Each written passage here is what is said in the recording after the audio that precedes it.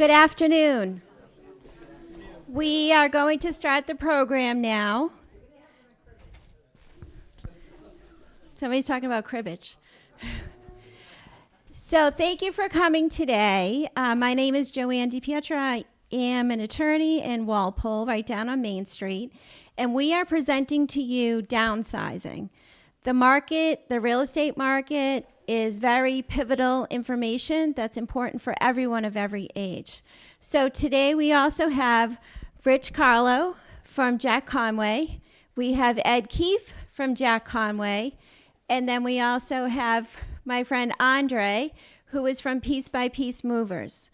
So the reason why we have people from different places, attorney, real estate agents, and another professional, is because I want to stress to you, when you're doing something that's a big change, make sure you have your professionals, okay? Because they've done it before. They've seen practically everything that could go wrong that will help you to be able to make it right. So if you did grab the downsizing tips, you'll look and see on, I believe it's the third page,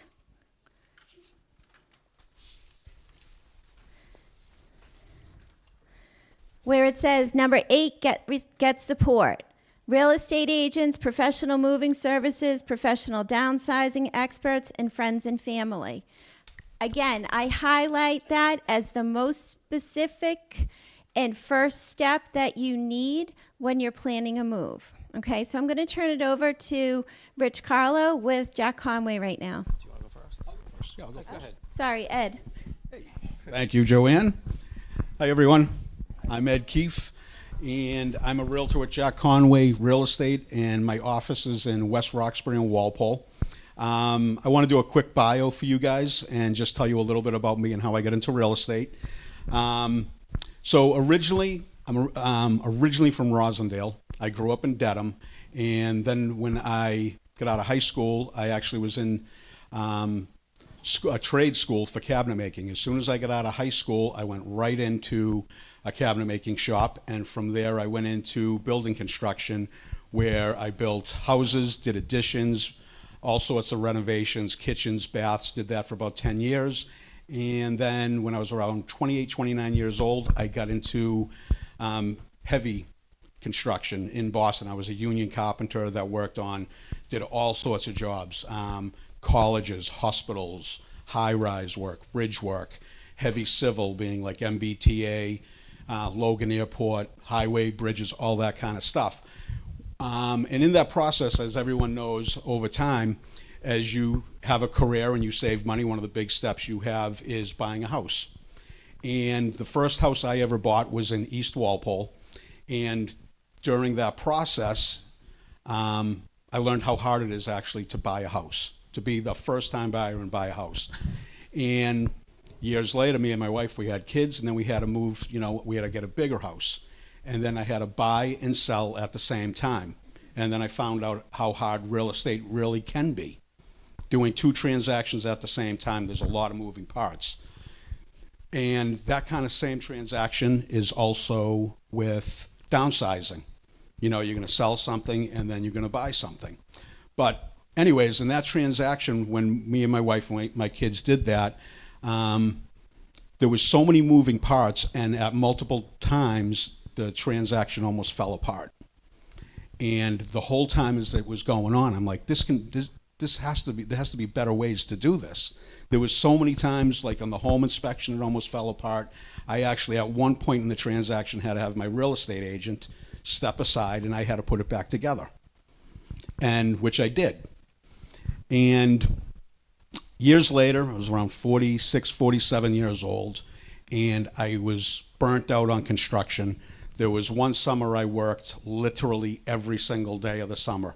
And when you work for some of those big companies, they kind of like own you, and that's the way it is. But around 48 years old, I was completely tired of what I was doing, and I wanted to change in life. And I just said, I'm just going to go for it. I went and got my real estate license because I looked back on my past experience of buying and selling a home, and I'm like, I can do this better. I can help people better. Every real estate agent I had worked with or met before didn't know really much about houses. They knew how to buy it and sell it. But when it came to home inspection and all that kind of stuff, that's actually the hard part of real estate. And I know how to get through that, pretty seamlessly. And so that's my bio. In the past, I've been doing real estate since I was 48. I'm 55 now. I originally worked at Century 21 on Main Street, and I've been a top producer from the very first year I got in to now. And it's because I do love working with people. Working with people. I love helping people buy and sell homes. I think it's something I just excel at, and it's something I really like to do. But with that, I'm going to hand the mic over to Rich, and he can tell you a little bit about himself, and we can start talking about downsizing. Thanks, Ed. I've never really used a microphone. Thank you for having us. Thank you for inviting me, Joanne. Like Ed said, I work with him at Jack Conway in Walpole. So a little bit about Jack Conway. I don't know how many know about it, but we've been in business for 68 years. We're the largest independently owned company in Massachusetts for real estate. We have 23 offices throughout Massachusetts, from Swampscott all the way down to Sandwich on the Cape. I work in West Roxbury and Walpole with Ed. I am from West Roxbury. I was born and raised there, and I have 3 boys. And when my oldest son was born 18 years ago, this past weekend, my wife and I moved to Walpole for schools and just a different community, different way of life. So I've been in Walpole now for about 18 years. So the reason I got into real estate, because now I feel like I have to, thanks to Ed. So I bought my first house in 1999. It was a 2-family in West Roxbury. And I remember going through the process, and I was fascinated by it, absolutely fascinated, fell in love with the industry. And I knew at some point in my life, this is for me. So about a couple months after the closing, I took the test, took the class, took the test, got licensed. And for a couple of years, I kind of managed both. I worked for the Commonwealth of Massachusetts. I was a state auditor for 16 years and was selling real estate, and then got to one point where I said, I'm all done with the state, the auditing. I want to do real estate because the passion I had for it, I loved it more than just about anything. And so I knew this was for me. I love helping people. I love helping like start to finish with the transactions, first-time home buyers, sellers. We do it all. Like I work with sellers, buyers, people that want to rent, whatever it is, we're here to help you. I've been in the business for just about 22 years, spanning from West Roxbury to Walpole. That's pretty much the territory I cover. And one thing I noticed about living in Walpole, majority of the people start in Rosendale, Jamaica Plain, West Roxbury, and they all move to Walpole. I can't tell you how many people I bump into and talk to that have lived in West Roxbury to Walpole. So in my mind, I'm like, that's a great opportunity. So work in West Roxbury and help people as they come out this way to Walpole as they're looking to change. And then it kind of goes the other way too. As you get to a certain point, you kind of want to, you're downsizing from the big houses in Walpole, and you maybe want to move back towards the city. You want something smaller. You want a condo. You want to kind of change things up a little bit depending on your, situations. So Joanne asked us to come in and just kind of give you like some information on downsizing. Everybody knows what downsizing is. Downsizing is, when your house is too much. It's too much space. You're retiring, empty nest. There's tons of equity in your property that you could probably put to use in other places. It just makes sense at some point in everyone's life. Not everybody, a lot of people. I know a lot of people that will never downsize, and that's fine too. But it gets to a point in your life where the upkeep, the outside upkeep, the inside, and it could be a situation where it's easier to think about downsizing. So we came in today to kind of just cover some stuff about downsizing, maybe go through the process with you of how it works, because it could be a lot, it might have been a lot of years since some of you have actually bought and sold properties, because time goes quick. I can't believe I've been in Walpole for 18 years. And it's just, the process is overwhelming. So do you want to go through our sheet, like the? Maybe we could both. Yeah. All right. I think something. I think like we can go through a lot of this, but I think also like people, the reason that a lot of you are here because you have questions. Yeah, so Uh, if you have a question, I'll come to you because we need to use the microphone so the people at home can hear it as well. So I'll do that part. Okay. Is that, yeah. You're welcome, Rich. Question. Back in 1962, when my husband and I bought our first house, it was a 6% commission. Is it still a 6% commission? Negotiable. All commissions are negotiable.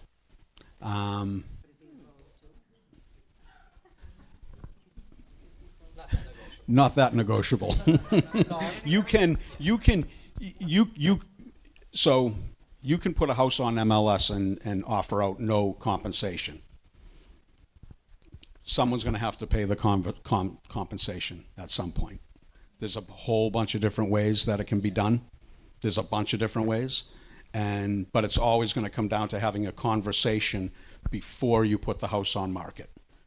You don't want to change and be wishy-washy with that kind of stuff during the transaction. You want to have the plan laid out, and that's where me and Rich come in. Joanne? I just want to add some information from my perspective as a seller's attorney. I have a lot of people, they'll call me and say, hey, the market's great for a seller right now, which it is. Supply and demand, economics 101. The sellers definitely have a better advantage right now in some sorts of ways. And they'll say, I want to sell my house on my own. And I'm like, really? When was the last time you sold your biggest asset ever? Which is usually never. So the reason why it's a good thing to work with a real estate agent is, as they mentioned to you, MLS listing. MLS listing is multiple listing services, which means all real estate agents look at that to see what's available for their own clients. If you don't put your home for sale on MLS listing, you're just making, your market smaller because your home is only valued as to what the market will pay for it, what a buyer will pay for it. So if you bring that market smaller, then you're probably not going to get the best buyer that's out there, okay? So some people will still sell their property on their own, but one of the things, like they said, is someone's always going to pay. What they mean by that is if you don't offer a buyer's commission, the buyer's agents aren't going to bring their people in. It's a business transaction. We have to think like business people. So I just wanted to interject that from my perspective as a seller's attorney. That's a great point. There's there's also other statistics out there like for sale by owner. Those typically get about 14% less of a sales price than when it's listed on MLS. The other thing about MLS is there's 27,000 real estate agents in the state that are on MLS, and those people, that's 27,000 people that your house for sale is exposed to. Do you have anything to add to that? No, you're absolutely right. I mean, the commissions, it's a hot topic. There's a lot of news going around about commissions right now. And this industry's been in, how many years? Over 100 years, this is the way it's been performed. And so there's typically, you're going to have a listing agent and you're going to have a selling agent, the buyer's agent. And that's just the way the process has gone, the way that it's compensated, because the buyer's agents are definitely what we want to bring to us as listing agents, because we know that the buyer is going to be qualified. They know and the agents know what they're doing. It just makes for a smoother transaction. And one other thing I'd like to add to that is that there's a lot of people out there, like, the market is good right now if you're a seller, but if you're a buyer, a house in Walpole could easily, if it's priced right, could easily have between 5 to 10 offers on it, okay? A lot of buyers right now, there's a lot of first-time buyers out there. The thing that they have to overcome, and it's an obstacle for a first-time buyer, is if you don't offer out a commission, then the buyer is going to have to pay the commission to their buyer's agent. Most of them don't have that kind of money. By the time they're putting a deposit down for a purchase and sale agreement on a $500,000 house, that's typically around $25,000. then they have closing costs, all sorts of other costs. And if they have to do the commission on top of it, it makes buying a house actually at this point, unaffordable for a lot of people.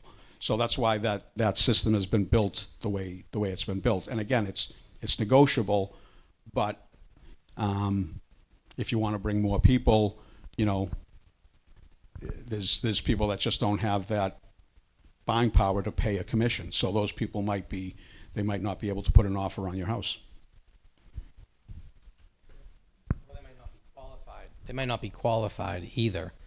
And then if they go unrepresented as a buyer trying to purchase your property and they're not qualified, it kind of puts you in a bad situation with trying to sell your house. And I would add to that right now, the interest rates being what they are right now, they're hovering around 7%. I'll give you an example. A house I have currently under agreement in Walpole right now, it's for sale for $750,000, and a buyer putting $100,000 down on that house, that mortgage is around $5,200 a month, which is that's an unbelievable statistic. I can tell by your faces. It's staggering. So, you have to bring qualified people. I just had a listing in Walpole where the buyer 1 week before closing lost their job, and that was it. I had to put the house back on market, and I put it back under agreement in 3 days. But that listing is also paying a pretty decent commission, and that the buyer that came and is buying the house, they don't have to worry about it. Can I add a little? Of course Thank you you. can. So what sparked another interest in my head was when they were talking about buyers coming in. So if you're selling your house to downsize, guess what? You're a buyer on the back end that you're going to be buying. One of the things that we continuously talk about at the Walpole Council on Aging and at our board meetings, right, Mary, is that we don't have enough housing. We don't have enough housing. We don't have enough downsize housing in Walpole. So the good part of working with a real estate agent is that they have your interest vested, which means they are 100% working for you. I constantly have people ask me, do I really need a real estate agent? And, I'm not looking for plugs here, but what I'm looking for is I want to educate you so that you understand the day-to-day, processes that we're going through. And you'll have a much better experience with someone in a team that's wrapping their arms around everything that's going on for you. Selling your house, making sure they're bringing you a ready, willing, able buyer, that they're going to buy it so you can be confident that you can take the equity interest out of your current home to go purchase something else and help you purchase something else. Or even move into an apartment. Some of my clients are like, you know what? I've had it with the taking care of a house. I'm going to move to an apartment. But what the good part is you're not only getting the knowledge that they have, but you're getting the knowledge of their whole brokerage, okay? Because everyone shares information. I've said it to some people in the room. You're getting my 25 years of knowledge of practicing law. That's what you want, and that's what consumers should get. You should have a team of people that are going to work with you in the best way possible. And as Rich and Ed have said, we're in a weird market. It's a funky market. It's great because you bought your house for $38,000 in 1968, and now it could be worth $700,000, $800,000. But then it's like, where do you go? So that's what your real estate agent will help you to figure out what is best for you. Okay. Yes, and I'll add to that one thing. I know I do, and Rich does, is when you sit down with. I can say this for me, and I can say this for Rich. That when we sit down, and it's not just about selling a house, it's about putting together a plan from you to get to point A to point B. And anytime I sit down with a seller, I always say this, I'm like, my job is not just to sell your house. My job is to protect your asset. And if you've lived in a house for 20, 30, 40 years, whatever it is, that house is a pretty big asset. And once it goes out to the public that it's for sale, right, it's open to scrutiny. My job isn't just to sell it, it's to protect it from the scrutiny. Once it goes out there to the public, anyone can come and look at it. And we don't know what their intentions are. We don't know. So somebody has to be at the front door to make sure that any offers that come in, any people that come through the house, we know what they're interested in, what they're here to do. So like I said, it's not just to sell it, it's also to protect that asset. Any questions so far? Or anything, any thoughts that maybe your neighbor has as well? I'll come down there. I'm intimidated by the term home inspection. So what's You the experience? are Yes. talking to the right guy. So home inspections. There's so many things about a home inspection. I can tell you this: if we have to, accept an offer And she asked if it was required. oh, And it's not that's- required. He's going to No. ask you, he's going to answer that right now. No, it's not required. Is a home inspection required? No. No. Is it advised if you're a buyer? Yes, it's advised. I don't put in offers without home inspections, and there's ways to do it. As long as I've been doing real estate, when I've worked with buyers, unless they are a builder, I do not put in offers without home inspections. There is ways to do it. A lot of agents just tell people don't do a home inspection. That is the craziest thing in the world to do. We're in New England. We have 4 seasons. We have rain. We have carpenter ants. We have everything that the world can throw at it. At our houses, it gets thrown at them. So I would never tell anyone to buy a house without a home inspection. That is not having your best interest at heart at all. But as far as home inspections, again, I was in building construction for a long time. I worked in houses all over Dedham, Rosendale, Walpole. I know that kind of stuff inside and out. And for a couple of years, I was also a maintenance director in a hospital. So I know systems pretty well also. But that's when I say my job isn't only just to sell your house, it's also to protect your asset. Sometimes you have home inspectors that just love ripping through a house and just picking it apart. If I have a house for sale and there's going to be a home inspection on it, the buyer's going to do one, I make sure that I'm there with it. I have stopped home inspectors right in the middle of a home inspection and told them to knock it off because they're just going through the house and they're saying things that aren't true. And again, my background lends itself to be able to challenge a home inspector on what they're saying. Hope that answers that. So, I mean, every home inspection is different. Every situation is different. So when I'm a listing agent and I go out and meet with clients for the first time, go through their property, just based on my experience of being in the business for over 20 years, I can pretty much walk through a house and I can identify everything that's probably going to be an issue on a home inspection. Just because I've seen it. I've been to so many inspections. I know what inspectors look for. I know the easy pickups that they use and all that good stuff. So when I'm going through the process with whomever, I always point things out a little bit and I kind of say, all right, that looks like this. Maybe you can take care of that. I always make some recommendations to help spruce the things up that I think will be an automatic red flag. And then there's also ways to, I mean, you know your house better than anybody. You know what's wrong with it.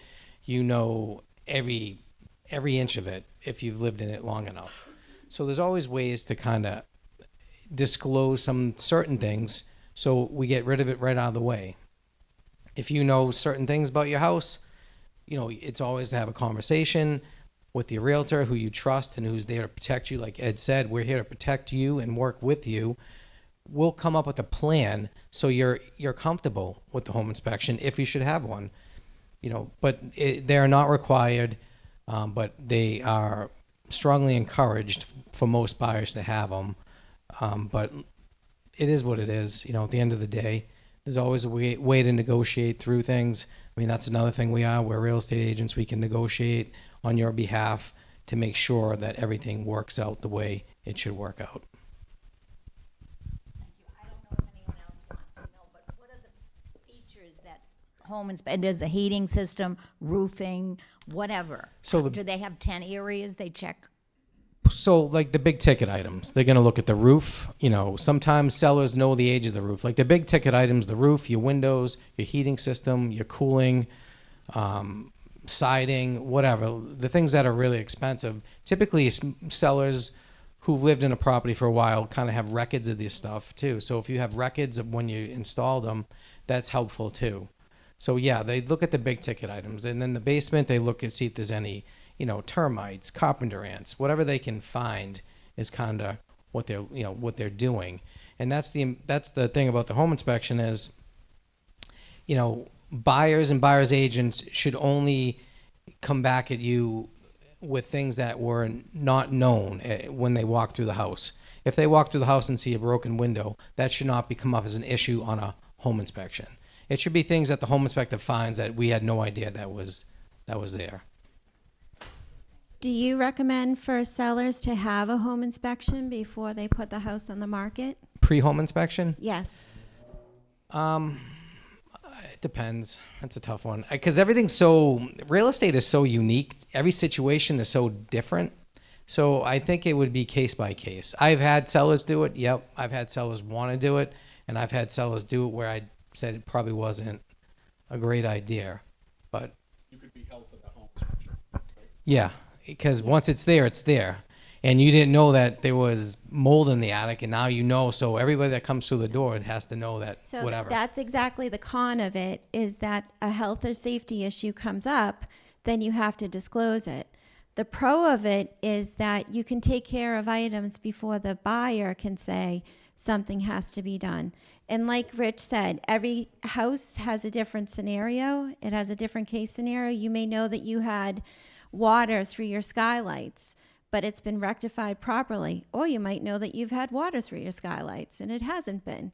So those are the type of things that you want to think about when you're selling your home, because you really want to give it its best foot forward so the buyer isn't trying to reduce the purchase price on you.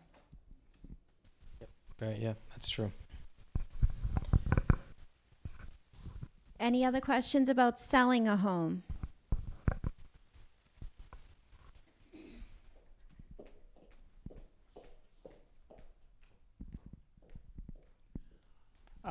What would be the reason you would sell a house as is? As is. Well, the way I see it is every house is sold as is. There's certain situations where you might inherit a house. The seller has never lived in the house, or the seller knows that there's a lot of issues. But even though you still say the house is being sold as is, the buyer still might want to do inspections. But by saying as is, There's also as is, where is. yeah, as is, where is, meaning that everything in the house remains. But everything's negotiable at any time in real estate. You might say, I'm selling the house as is, and the buyer say, well, I want a home inspection, and then you go back and say, well, still going to be as is, and then they come back and they find that there's structural damage to the property, and you're saying it's as is. So, but the buyer's going to try to negotiate no matter what. And I mean, that's where it comes in. Like when you have experienced agents, we can kind of get in front of that and we can negotiate through it. I would say, like, again, as is, I wouldn't put it this way, I wouldn't put that on every single listing. If you have a house that maybe has a lot of deferred maintenance, that's a good case for that. I sold a house last year in Dedham. The house was there was a hoarding situation, and the house had to be sold. It was going into foreclosure. The family was out of the house, and the only way you could sell it was as is. You could hardly walk through the house, so it's as is. There wasn't enough money behind the scenes to clean it up.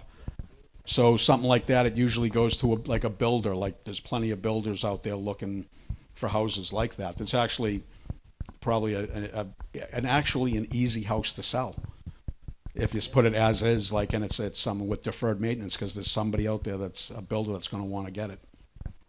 Yep.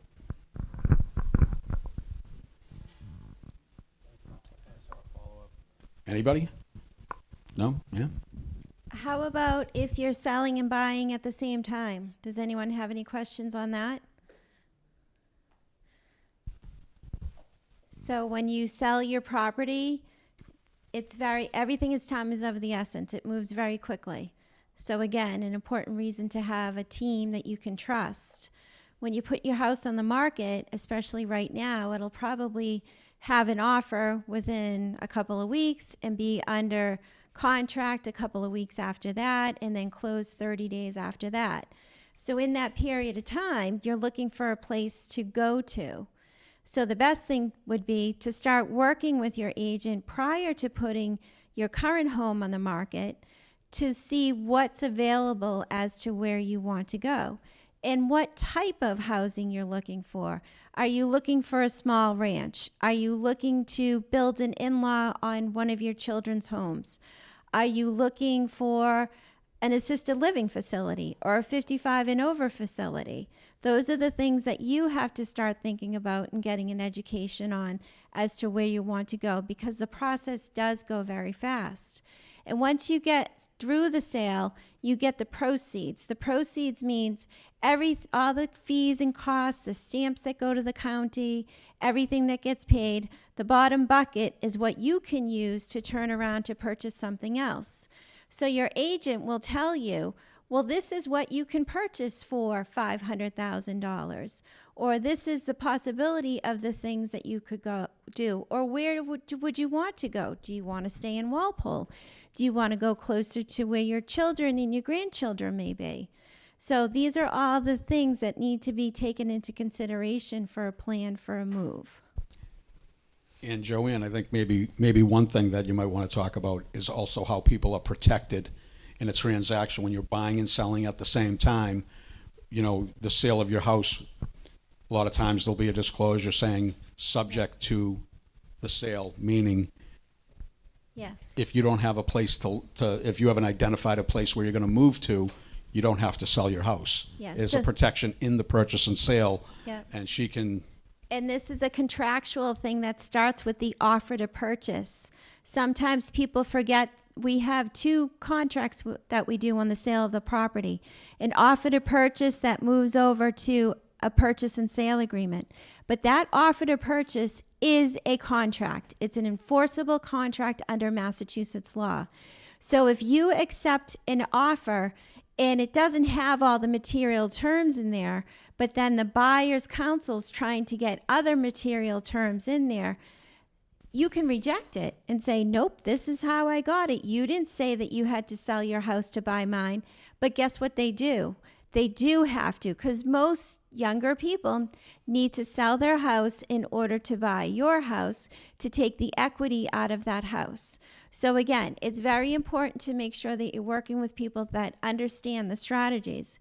One of the things that Ed is bringing up is, and this is something because the sellers have a little bit more of an edge right now over buyers, is that you can put your house on the market and say, but it's subject to the sale is subject to me finding suitable housing.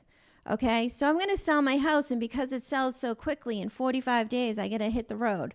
Well, guess what? I'm going to ask that either one, we can delay the closing, and I'll pop back to that, or two, you could rent your own property back, which sounds weird, and for some people it is kind of weird. But what it then does allow you to do is you take those proceeds, you've got them in your pocket, and now you can move to the second part of your plan of looking for that property that you're going to buy. Okay. Now, the reason why I said plan A of that most likely won't work is because when buyers go to a lender, and again, most people need a mortgage in order to buy a house. When a buyer goes to a lender, they lock in a particular rate, the mortgage interest rate. And that lock only lasts for a certain amount of days.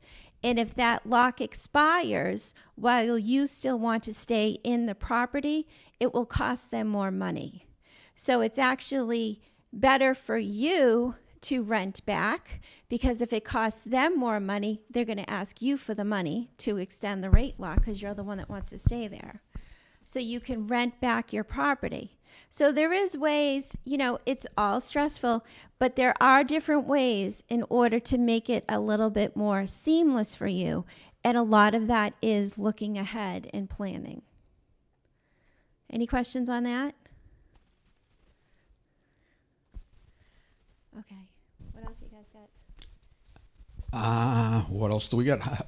Oh, here we go.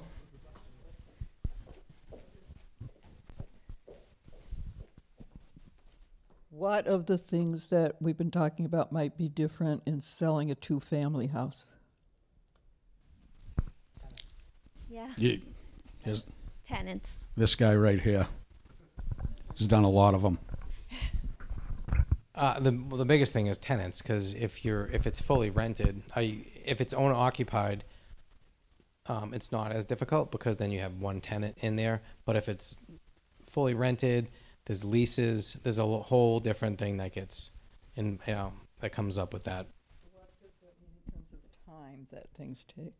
Well, it depends on the buyer that you find for the property too. It depends on if the tenants are paying like fair market rent. A lot of times when we're selling two families or three families in like West Roxbury, Norwood, Dedham, a lot of times if the rents are on the lower side, it's harder to get the buyer that's going to pay top dollar because the rents aren't there to carry it. So it impacts the value a little bit. But yeah, so it all depends. So my advice always to people that are thinking of selling multifamily homes, if they're owner occupied, have a conversation with your tenants, let them know that you're thinking of selling the property, and just kind of get where they are with where their head's at, And also, if their yearly lease expires, don't renew the year lease. If you 9 months ahead of the time you think you're going to, the time for renewal that you think you are going to sell it, perhaps you go month to month. A tenant at will. They pay in the first of the month, they get to stay till the end. Now, then you can give them 1 month cycle, 30 days, and say, okay, I need you to be out by the end of the 60 days. But they can also do that to you. So that's what you have to remember. It has to be mutual consideration between the two parties. But that is a way when people call and tell us that they have multi-units and they have tenants, then it gives the tenants an opportunity to try to find somewhere else to go. So that's not an issue at the time of closing and the buyer didn't want tenants inside of the home. Yeah, I mean, it all depends on location too. If it's an area where it's going to be an owner-occupied multifamily, then it's not as big an issue or if it's an investor buying it just to rent it as an investment, then it can be different depending on the rents coming in. But that's the biggest difference. Okay. Any other questions? Selling, buying? Yes. Do you just sell and buy, or do you also rent property? No, we do rentals. We're full service. We do commercial. We do sales. We do rentals. We do everything. You're welcome. And that's another key thing. And again, not that I just keep plugging them, whoever you're using, to make sure they've got everything, all the access, all the products available for you. Okay, want us to jump into... Yeah. So Andre's going to talk a little bit about... Sir? Okay. So Andre's going to talk to you about how before he walks in to move you on that special Tuesday morning, he wants to make sure that you've gotten organized to help the move go a little bit easier. Thanks, Andre. Hello, everybody. I'm Andre Tonga with Piece by Piece Movers. Give a quick background about myself. So I actually been with my company for 15 years, which is hard to believe. That's almost half of my life at this point. I started when I was a freshman in college, was doing it as a way to stay in shape, get paid to work out. And basically what I found out early on in my career is that I really didn't enjoy working with people through their most stressful transition. And I felt that I had a unique ability to really help ease that transition. So I was able to work my way up from the last man on the truck to now overseeing business development in the outside sales, and then also our senior move sector of our business as well. So as Joanne talked about, what I really try to help seniors with in terms of moving is getting prepared for the move. A lot of times, unfortunately, sometimes the moves can kind of creep up on you, and it adds a little bit more to the stress level of the projects. So I would say I always try to recommend to people who are moving, when you start having that thought, I think it's a good time to really start purging. Start going through your closets, even if you haven't thought about where you're moving to or if you're moving in the next year or 2 or 3. It's never too early to start looking through your closets and seeing if there's anything that you haven't looked at in the last year, 5 years, 10 years, 20 years. Because you certainly don't want to pay a moving company to just move that and then end up going into another storage space. Sometimes that could be a challenging activity to do on your own. So as Joanne mentioned, is having the right team around you is, it's, I think, in your best interest. And there's companies such as personal organizers, senior move managers, people that will help you for months leading up to the move.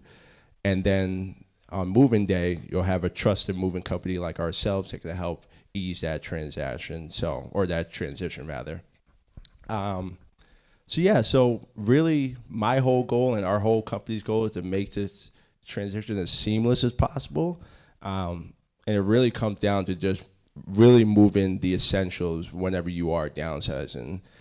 Easier said than done, but if you have people around you that are helping you go through that process, I think it's something that can be done. It's not something that happens quickly, which is why we always recommend starting early. And then being able to get you situated into your new home. So I wanted to really open it up to answering questions. I know that there's usually a lot of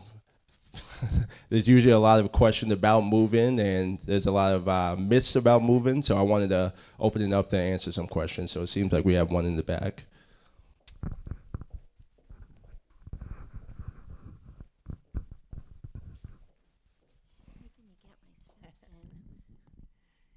We all have things that have been either that we've inherited or we bought, right, over the years. Our children don't want any of it. They want their own stuff. So my problem is I have beautiful china that was my grandmother's. Nobody wants it. Is there a place that you have on paper where you can have it looked at, or people come in to look at your stuff to sell? Yeah, so there are estate sales companies that will come in and assess the things that have value that can be sold. And I'm sure Joanne has a number of references as well. That's after your yard sale and getting rid of all the stuff, and then you still have the big stuff nobody wants. Yeah. Yeah. No, I think there are organizations that can help you either sell, donate. A lot of times now, furniture is not landed in landfill, so there's always a home to try to find find for some of the furniture that unfortunately your family doesn't want anymore. Thank you. Oh, you're welcome. In Norwood, there's Winsmith down on 1A. Some of you may have been there, and if you haven't, you should go because they get really cute stuff there too. But there are collectors there that would look at the china, and they sell everything in sets. And it's another place that you can visit and see the collectors if they're interested in anything. And then also in Norwood, there's Gabrielle's. They're an estate. They handle estates. They'll do auctions and things like that. So if anyone needs that information. It's called Winsmith. It's on Route 1A in Norwood. Winsmith. It's in the old factory over there.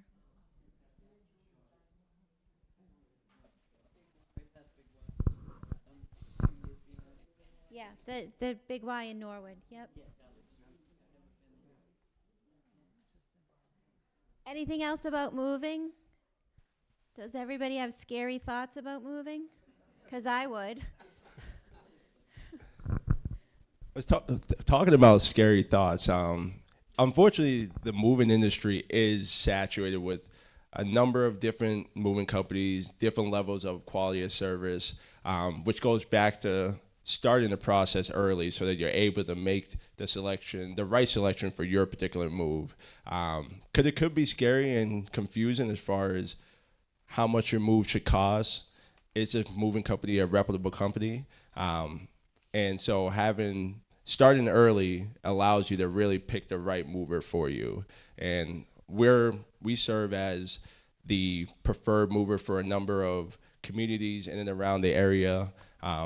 And being on that list allows people who are looking for movers to use that list as a reference of, okay, these 2 or 3 moving companies are reputable movers.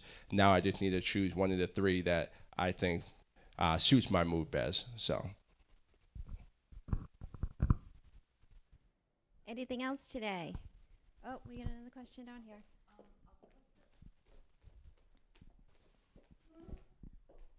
Are there ballpark figures that would talk about the expense of moving 30 miles away, or is there any?